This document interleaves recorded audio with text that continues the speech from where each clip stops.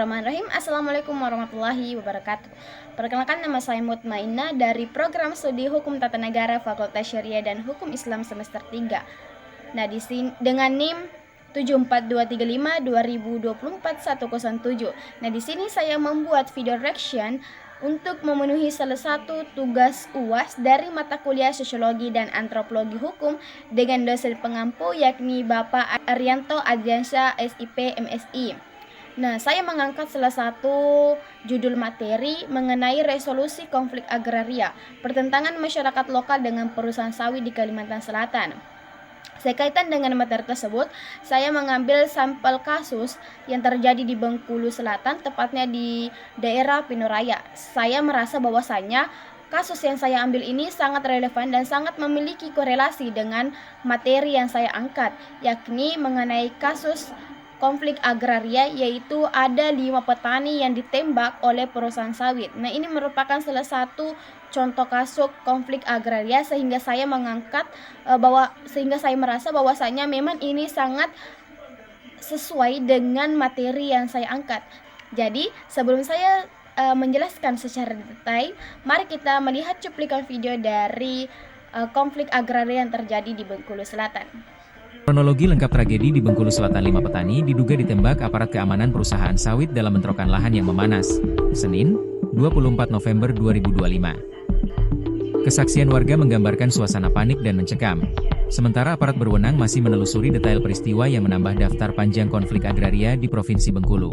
Itulah video singkat mengenai konflik yang saya angkat. Baik, saya akan memberikan gambaran secara umum mengenai konflik agraria yang terjadi di Bengkulu. Pada hari Senin, tepatnya 25 November 2025, telah terjadi konflik agraria yang melibatkan sekelompok petani dan karyawan berserta alat berat dari perusahaan perkebunan sawit PT Agro Bengkulu Selatan atau disingkat PT ABS di desa Pinoraya, tepatnya di daerah Bengkulu Selatan di area perkebunan sawit.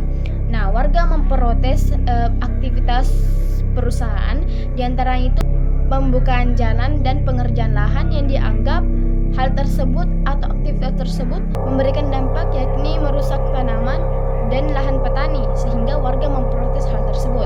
Oke, kronologi singkatnya yakni pada pukul 10.45 itu perusahaan datang untuk melakukan penggusuran, sehingga para petani yang mengetahui hal tersebut mengepung para perusahaan, dan pada pukul 12 para petani sudah berkumpul di area perkebunan sawit tersebut. Dan tidak lama kemudian pada 12.45 ada salah satu pihak dari perusahaan melepaskan tembakan sehingga mengenai 5 orang petani.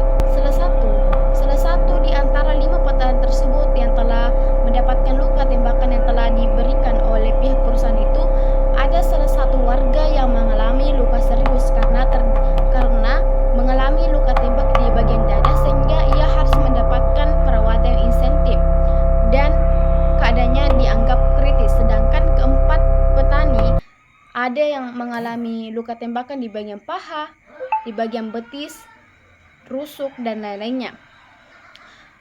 Pada pukul 1.00 warga melihat hal tersebut dan ada sebagian warga mengejar pihak perusahaan, ada juga sebagian warga membantu para petani yang telah mendapatkan luka dari tembakan. Ada juga warga yang merasa ketakutan ketika melihat hal tersebut di depan mata, sehingga hal tersebut segera ditangani oleh aparat kepolisian di sekitar untuk menangani kasus atau konflik agraria yang terjadi di Bengkulu Selatan ini. Mari kita terlebih dahulu telusuri latar belakang dari perusahaan perkebunan sawit, yakni PT Agro Bengkulu Selatan. Nah, PT ABS ini mendapatkan izin lokasi perkebunan melalui keputusan pemerintah Kabupaten Bengkulu pada tahun 2012 dengan luas tanah yang diklaim mencapai 2.950 hektar. Namun, ternyata lokasi PT ABS ini telah kadaluarsa sejak 21 September 2016. Sehingga ini dianggap gugur jika tidak panjang atau diurus ulang. Nah, PT ABS ini juga belum mendapatkan atau belum memiliki HGU atau hak guna usaha, yang dimana HGU ini merupakan salah satu penting ketika para perusahaan perkebunan beroperasi secara sah. Sehingga secara hukum ketika suatu perusahaan belum mendapatkan HGU, maka ia beroperasi belum sah secara hukum. Dan ternyata kehadiran PT ABS ini tidak memberikan manfaat yang signifikan bagi masyarakat, baik dari segi ekonomi maupun sosial. Ini merupakan salah satu pendapat atau ini merupakan salah satu argumentasi yang telah dinyatakan oleh anggota DPRD Kabupaten Bengkulu dan warga desa. Nah, itu adalah latar belakang singkat dari PT ABS ini. Kemudian kita lihat ada beberapa juga berita yang menyatakan bahwasanya tuntunan atau laporan yang diberikan oleh PT ABS ini sangat berbeda dengan tuntunan yang diberikan oleh warga desa Kabupaten Bengkulu Selatan, di mana PT ABS ini menyatakan bahwasanya insiden yang terjadi di Bengkulu Selatan ini, yakni di Pinoraya, itu berawal dari warga atau para petani yang bersikeras memaksa menghentikan aktivitas perusahaan di area lokasi perusahaan, sehingga PT ABS ini menyatakan bahwasannya wargalah yang memprovokasi sehingga konflik agraria terjadi.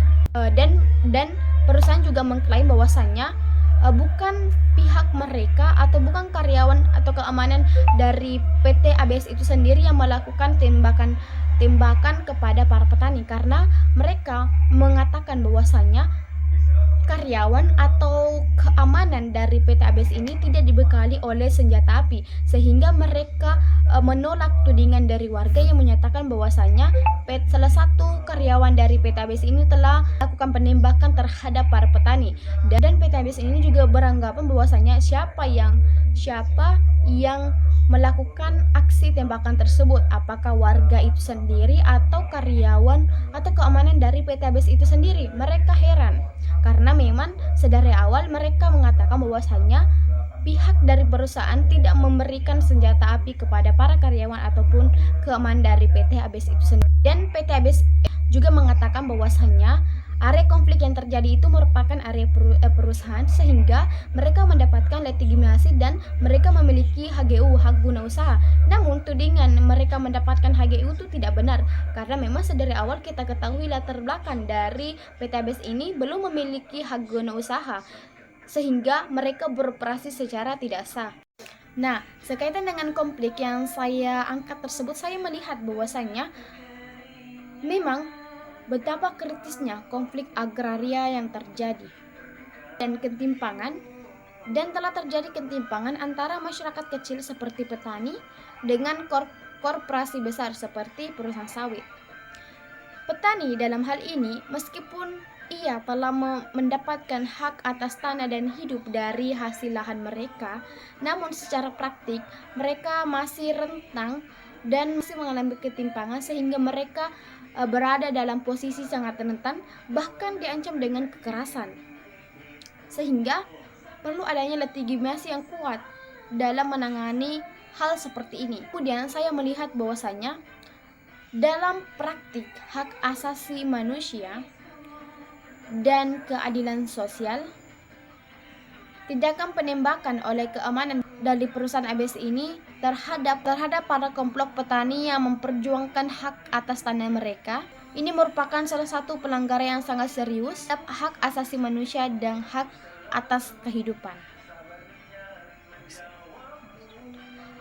rasa aman, serta perlindungan hukum yang seharusnya ini dijamin oleh negara dengan regulasi dan norma internasional.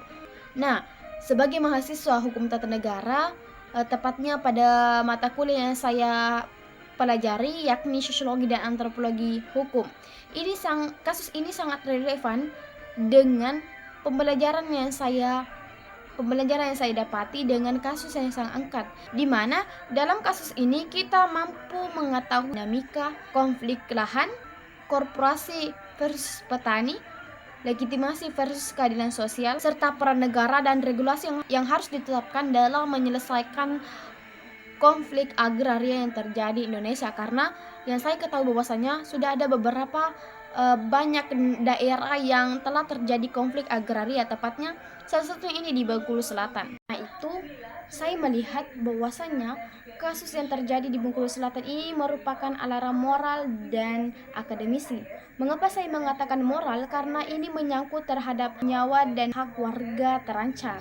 Adapun saya mengatakan ini akademisi karena banyak aspek struktural dan regulatif yang bisa dan harus dikaji secara mendalam. Kemudian dampak yang bisa kita ambil dari kasus ini yakni yang pertama, pentingnya regulasi dan penegakan hukum yang berpihak pada masyarakat kecil. Kasus ini memberikan kita gambaran bahwasanya memang pemerintah Indonesia harus memberikan regulasi yang cukup dalam artian ini mampu memberikan hak yang setara antara masyarakat kecil dengan masyarakat yang memiliki penguasa, sehingga para penguasa tidak semena-mena dalam mengambil hak atas masyarakat kecil itu sendiri.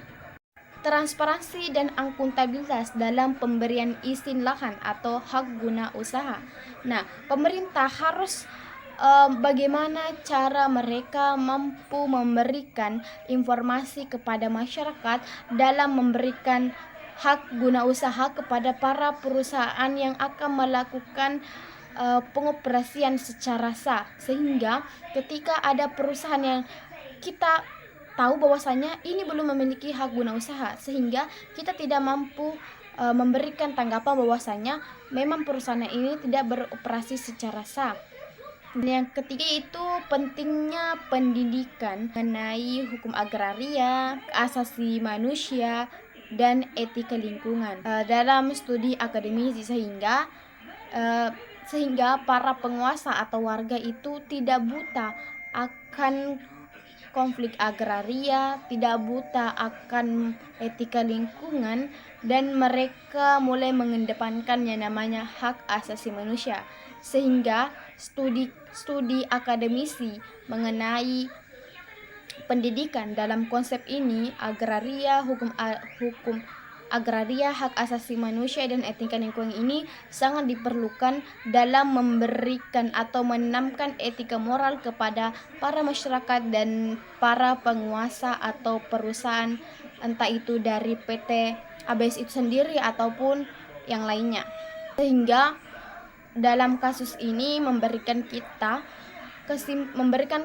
gambaran bahwasanya memang konflik agraria itu sudah terjadi sejak lama di Indonesia, dan saya harap dengan kasus ini bisa dikupas tuntas, dan perlu saya menekankan atau menggarisbawahi bahwasanya pemerintah Indonesia harus cepat menerapkan atau membuat regulasi yang dimana regulasi ini mampu memberikan hak yang setara terhadap warga masyarakat kecil ataupun perusahaan, sehingga tidak ada diskriminasi dan tidak terjadi konflik agraria lagi. Dan saya juga berharap bahwasanya pemerintah harus cepat mengambil tindakan ketika terjadi konflik agraria di Indonesia itu sendiri. Baik, itulah pemaparan singkat dan reaksi saya terkait dengan kasus yang terjadi, yakni konflik agraria di Bengkulu Selatan yang telah melibatkan 5 orang petani dengan para karyawan, dengan pihak karyawan dari PT ABS atau Agro Bengkulu Selatan. Nah, ini merupakan salah satu konflik agraria yang terjadi di Bengkulu Selatan, dan kasus ini sekaitan dengan materi yang saya angkat, yakni resolusi konflik agraria, perselisihan antara masyarakat lokal dengan perusahaan sawit di Kalimantan Tengah. Namun saya mengambil sampel di Bengkulu Selatan dan menurut saya ini sangat relevan, sehingga saya mengambil kasus tersebut.